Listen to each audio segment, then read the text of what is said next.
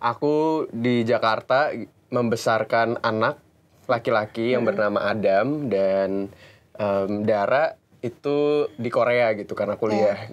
Mengupgrade karakternya Dara banget dari anak SMA, hamil, oke, harus berangkat ke Korea mengejar mimpi.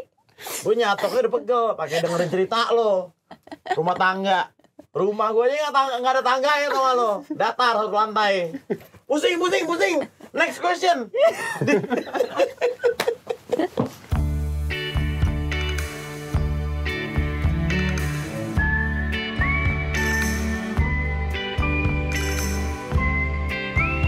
Halo teman-teman semua, gue Angga Yunanda di film Dua Hati Biru berperan sebagai Bima. Karakternya sebenarnya kurang lebih masih sama sih seperti film pertamanya, cuma emang sepertinya ada banyak perkembangan karakter karena ya bisa dibilang ini 4 tahun setelah film pertama, jadi ada banyaklah proses-proses pendewasaan yang terjadi di Bima. Gitu. Halo, aku Aisyah Nuradatau, aku berperan sebagai Dara.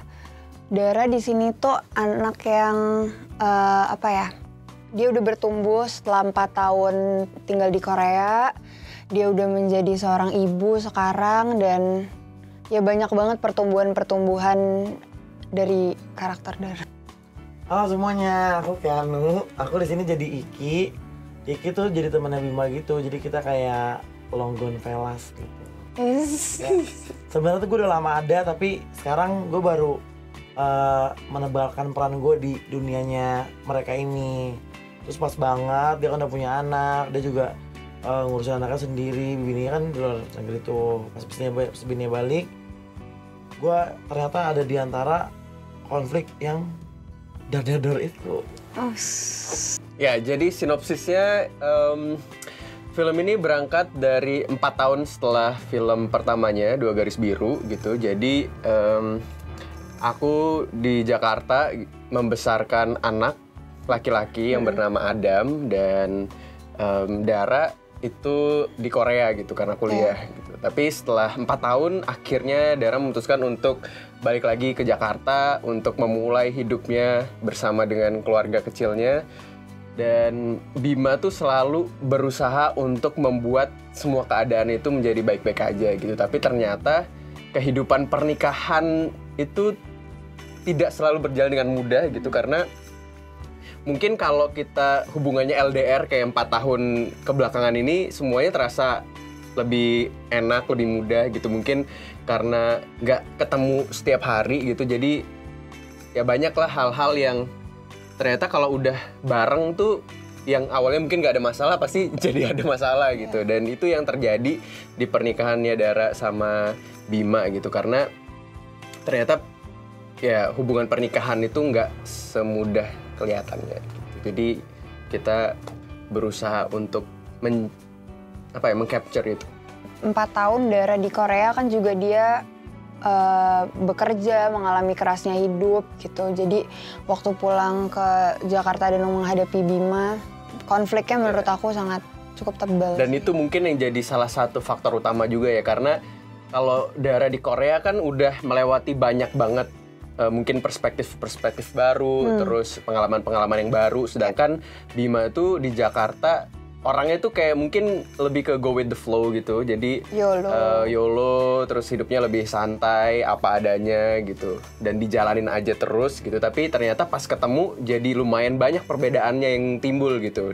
Dengan 4 tahun waktu yang kita jalani masing-masing gitu. Udah terbiasa LDR gitu, terus tiba-tiba diketemuin suruh ngurus anak gitulah.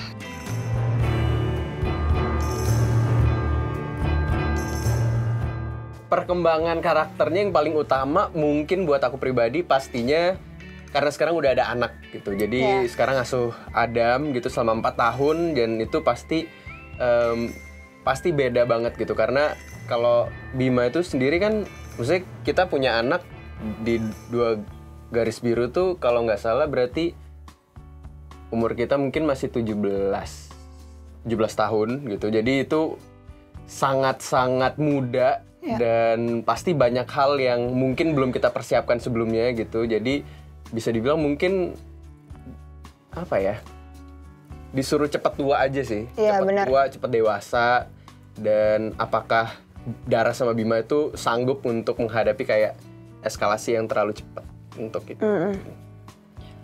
Untuk aku sih menurutku 4 tahun tinggal di negara orang, terus juga menghadapi hidup sendiri, tinggal sendiri, terus ngalamin juga sambil kuliah sambil kerja. Jadi itu udah pasti mengupgrade karakternya Dara banget dari anak SMA, hamil, harus berangkat ke Korea mengejar mimpi, ngadepin hidup, balik lagi ke Jakarta dan ketemu gitu, harus ngurus anak.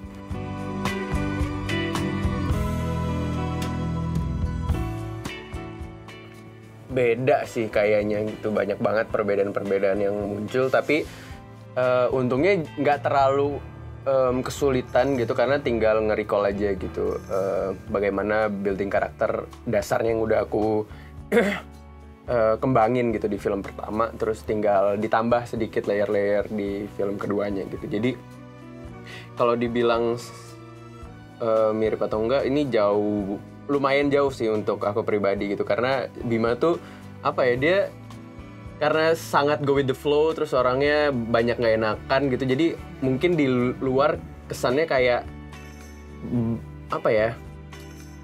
terlalu gini gitu, kayak gimana ya ngomongnya, kayak kadang-kadang pelangap-pelongo juga, terlalu ya tunduk dan lain-lain gitu. Ada, menurut lo beda apa sama karakter gue aslinya atau enggak? Beda kan? Banget ya. Iya. Beda. Tapi ngeselinnya sama. Enggak lah. Suka diam, shoot.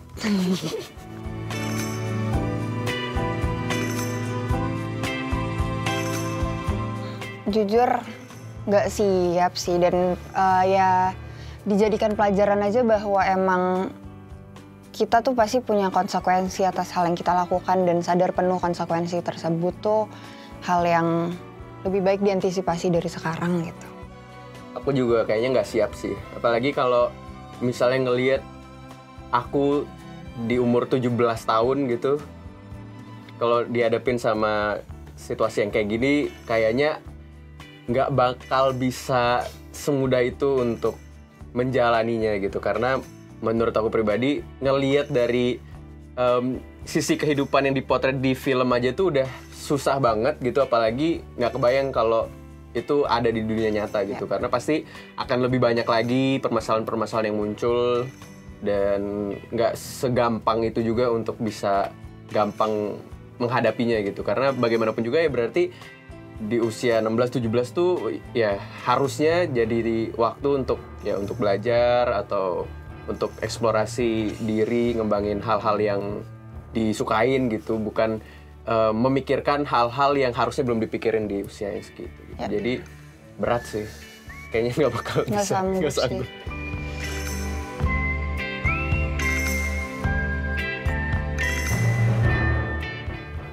Pastinya menurut aku pribadi, sebelum kalian berpikir terlalu panjang, lebih baik nonton film Dua Garis Biru dan Dua Hati Biru. Kalian pasti bakal ngerasain gimana susahnya membangun rumah tangga di usia muda gitu. Jadi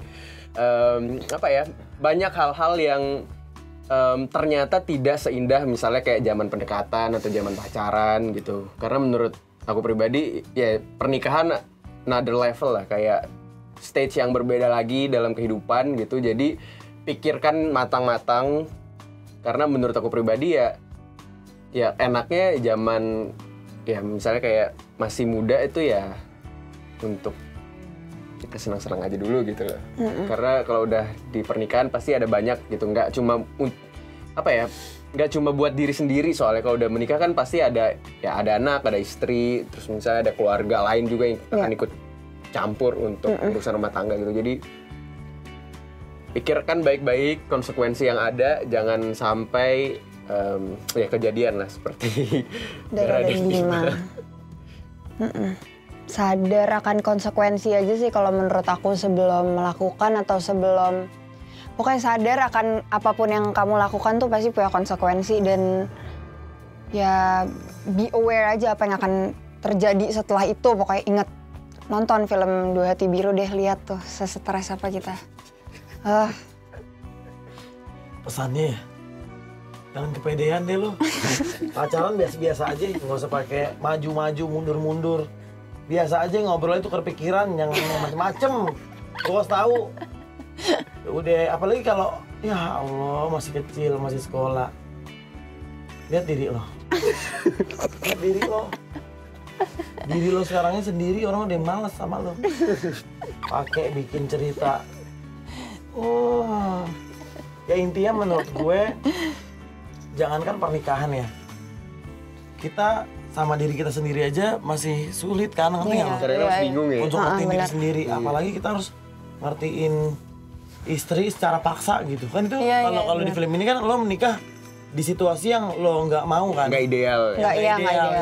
yang lo nggak siap. Mungkin lo mau, lo cinta, lo bersedia untuk tanggung jawab, tapi kan nggak cuma itu doang poinnya, banyak banget. Apa keluarga lo siap, apa mental lo sebenarnya siap, kan nggak juga. Jadi menikahlah dengan ideal. Okay? Financially stable juga penting. Betul, di sini. jangan nikah-nikahin. Belum waktu ini jangan lu nikah-nikahin. Jangan pede, jangan anak kecil, biasa aja.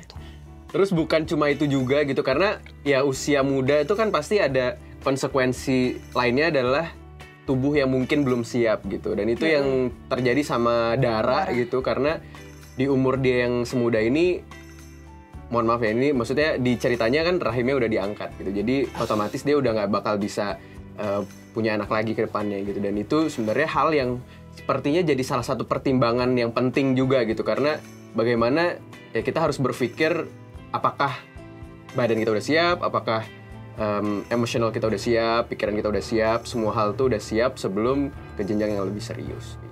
Betul. Yang gila-gila cinta hidup lo. Norak banget cinta lo.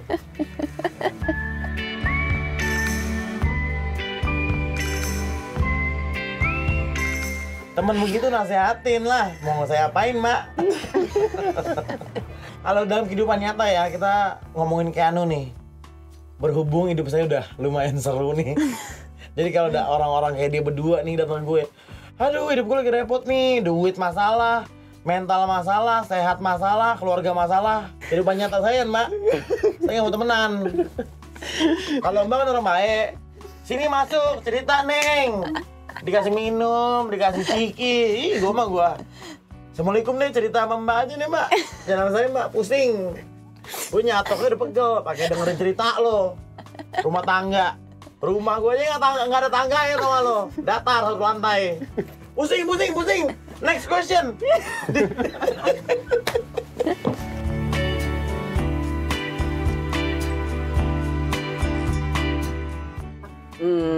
Kalau untuk di film ini sebenarnya kan meskipun Dara itu nggak secara langsung fisik hadir gitu selama 4 tahun perkembangannya Adam, tapi setidaknya dia masih tetap tahu lah kalau ibunya ada dan sayang dan care untuk dia gitu. Tapi emang hal lainnya pasti ada aja sih, mungkin hambatan-hambatan yang muncul gitu, karena kalau anak nggak melihat langsung gitu secara fisik terhadap orang tua mereka, ya pasti kondisi emosional dan lainnya itu akan sedikit lebih ada renggangnya gitu. Mungkin nggak akan sedekat kalau emang kita setiap hari bertemu dan berkomunikasi gitu. Dan itu yang jadi salah satu konflik yang muncul juga gitu.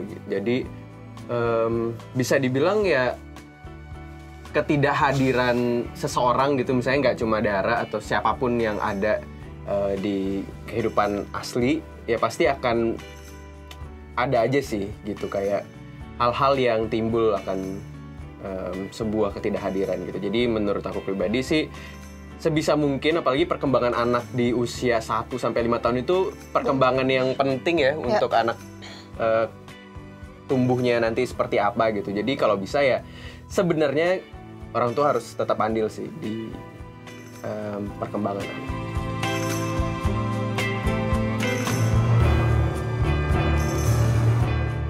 Kalau aku personally sih main ular tangga. Kita selalu main ular tangga soalnya si Farel yang jadi anaknya, si Adam, dia suka banget main Menurut tangga. Dia bawa banyak banget mainan. Jadi kita bisa main. Iya, jadi kita mainannya dia. Mainan dia. Kalau lagi gabut. Dan yang seru lainnya mungkin ini kali ya, di Tanah Abang ya kemarin ya. Tanah Abang nggak ada seru-serunya, gue berantem sama ibu. Kan gue dari awal Tanah Abang, namanya Tanah Abang kan luas, saya ditegor. Kenu. Ya gue nyaut lah, iya bu. Udah kayak banyak banget orang gue iya buin. Sampai suatu saat ada ibu nyaut kayak gini. Ibu, saya nenek. Ya gue nyaut lah, gue repot loh. Timbang ibu sama nenek pakai nyaut loh. Bagus gue panggil ibu, pakai revisi. Apaan gue? Klien lo. Udah gitu gue lagi lewat, orang depan batang hidung gue nyaut kayak gini. Ini si Ipan lewat nih. Ipan siapa? Angga dibilang enggak? Enggak. Cerita dong. Kalau gue lagi syuting di situ sama orang-orang Tanah Abang gini nih. Ini nih artis nih di atas. Biasa aja. Artis begini nih biasa aja. Kata gue, lu mau ngapain gue artis? Bagus sekali muka lo. Bikin gue teriak aja, gue dibilang biasa aja tau gak? Lu gak liat rambut gue ungu. Gitu gue. Jadi gak kelihatan artis itu ya di sana. Kayak monyet kayak sono.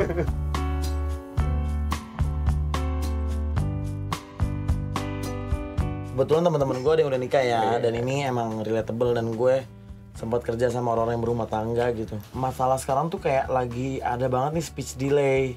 Nah, speech delay tuh penyebabnya katanya ya gue kan nggak punya anak ya. Jadi ini katanya tuh karena anak kecil tuh kebanyakan nonton. Iya. Kebanyakan nonton layar yang terlalu banyak warna, terlalu banyak suara. Dan terlalu banyak nontonnya terlalu banyak. Kalau kita kan dulu ada jam-jam anak kecil. Iya. Kalau berita kita jijik nontonnya. Iya. Lah kalau anak sekarang tinggal di setel aja kok melon sampai habis. Banyak banget sebenarnya tantangannya. Dulu aja emak gue udah banyak tantangan apalagi sekarang ya.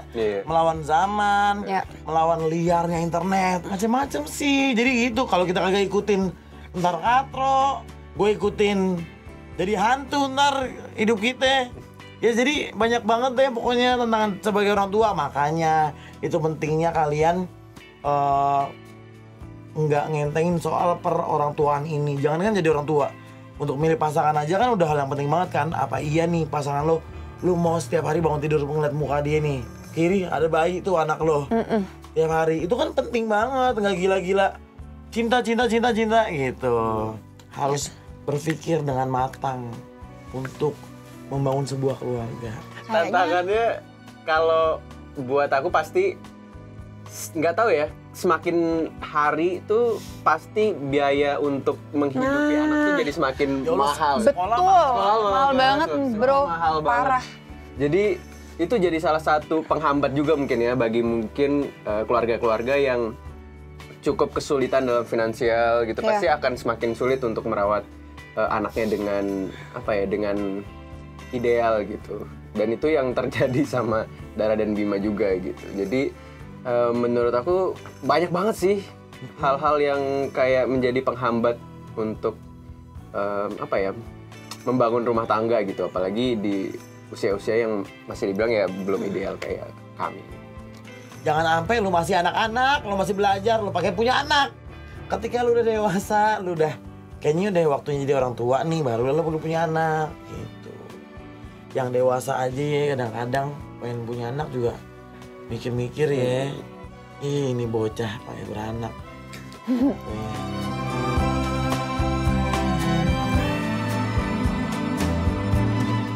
Kalau aku sih masih belum terlalu banyak perubahan sih kayaknya kalau untuk aku pribadi gitu, karena gue nggak pernah dimarah sih. Itu mungkin jadi salah satu cara parenting zaman now juga ya, kayak kalau mau pendekatan ke anak kan harus kayak halus gitu kan. Kalau dulu kan bisa kayak otoriter atau kayak main fisik, main tangan gitu kan. Sekarang udah nggak banyak yang kayak gitu kan. Dan banyak dihindari juga sama orang tua sekarang gitu. Dan seru banget otoriter. Apa ya bahasanya? Kayak menggambarkan orang tua tuh kayak nggak ada kasih dan sayang. Kalau orang otoriter kedengeran kayak hey gitu. Iya, apa ya? Kalau aku nggak terlalu banyak beda sih. Kalau gimana? Kalau bedanya, emak gue dulu kalau gue nggak mau makan, ya dipaksa makan. Kalau sekarang kan LV-nya biarkan anak makan sendiri. Kalau gue makan jatuh, yang dilap bukan tuh makanan, muka gue yang dilap. Kalau anak sekarang, biarkan anak-anak belepotan. Eksplorasi. Repot. Mendingan yang mana? Otoriter atau biarkan eksplorasi? Kalau Ibu ini gimana Ibu? Ya, mungkin waktu masih kecil tuh ngerasainnya lebih aku nggak tahu ya, sama aja sih kayak sekarang juga yang kayak gitu. Dari kecil sih nyokap gue nyuruh gue belepotan juga sih. Oh iya, karena lu orang kaya kali.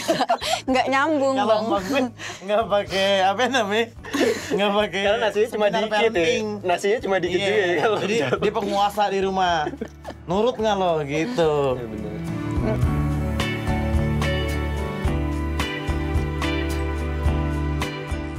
Seru.